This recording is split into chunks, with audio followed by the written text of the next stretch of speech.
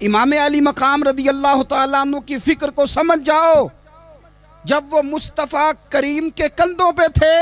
پھر بھی الحمدللہ، اور جب ان کا سر نیزے کی نوک پہ تھا پھر بھی الحمدللہ۔